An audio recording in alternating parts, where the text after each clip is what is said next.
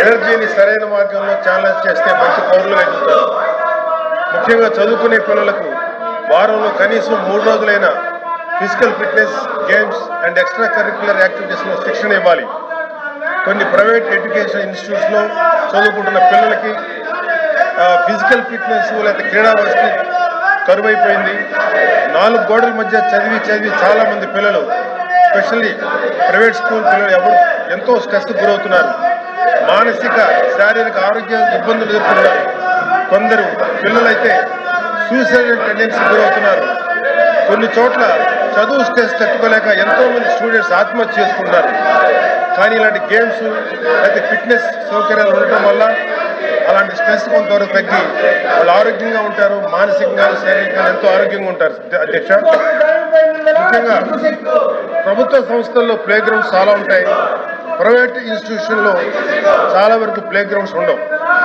So నా ఒక సలహా ఏంటంటే common play ground system CPGS అనే విధానం ప్రవేశపెట్టి ZP public schools, municipal corporation పరిధిలో ఉన్న ప్లే గ్రౌండ్స్ ప్రైవేట్ ఇన్స్టిట్యూషన్కి మినిమం ఫీజు పే చేసి ప్రైవేట్ ఇన్స్టిట్యూషన్స్ విద్యార్థులు ఆడుకోవడానికి, శారీరక సాధన చేయడానికి వినియోగించుకునే అవకాశాలు పరిశీలించాల్సిందిగా కోరుతున్నాం. అధ్యక్ష, ప్రైవేట్ ఇన్స్టిట్యూషన్స్ పే చేసే మినిమం ఫీజ్ అమౌంట్ పబ్లిక్ స్కూల్స్లో శానిటరీ స్టాఫ్, ఇతర మెయింటెనెన్స్ కోసం వినియోగించవచ్చు. పబ్లిక్ స్కూల్స్, ప్రైవేట్ స్కూల్స్ విద్యార్థుల మధ్య సఖ్యత, అవగాహన కూడా ఏర్పడుతుంది. గౌరవ ప్రధాని శ్రీ నరేంద్ర మోడీ గారు కానీ, గౌరవ ముఖ్యమంత్రి శ్రీ చంద్రబాబు నాయుడు గారు కానీ, గౌరవ ఉప ముఖ్యమంత్రి శ్రీ పవన్ కళ్యాణ్ గారు కానీ ఈ పిల్లలకు స్ఫూర్తిగా నిలుస్తున్నారు. నరేంద్ర మోడీ గారు, చంద్రబాబు నాయుడు గారు 7-10 వయసులో కూడా ఎంతో యాక్టివ్గా ఉన్నారు. ప్రతిరోజు ఉదయాన్నే యోగా చేస్తారు. ఎంతో డిసిప్లిన్ లైఫ్ జీవిస్తున్నారు. ఆరోగ్యంగా, ఉత్సాహంగా పరిపాలన నిర్వహిస్తున్నారు.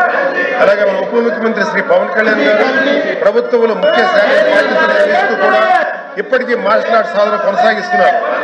ఇటీవల టైగర్ ఆఫ్ మార్షల్ ఆర్ట్స్ అని అంతర్జాతీయ బిరుదు అందుకున్నారు. జపాన్ కంట్రీ 5th ర్యాంక్ కూడా పొందారు.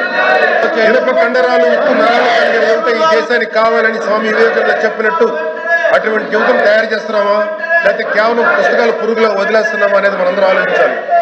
చదువుతో పాటు physical fitness, martial arts, self defence, yoga వంటి కార్యక్రమాలను అమలు చేసేలా తగిన చర్యలు తీసుకోవాలని గౌరవ ముఖ్యమంత్రి చంద్రబాబు నాయుడు గారిని, గౌరవ విద్యాశాఖ మంత్రి శ్రీ నారా లోకేష్ గారిని ఈ సభ ద్వారా కోరుతున్న. అధ్యక్ష, జై హింద్. కళ్యాణ్ గారు,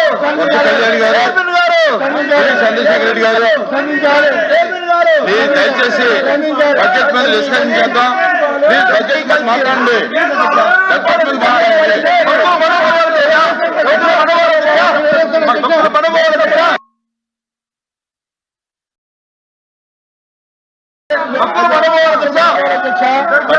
డిస్కస్ చేద్దాం. కూర్చోండి.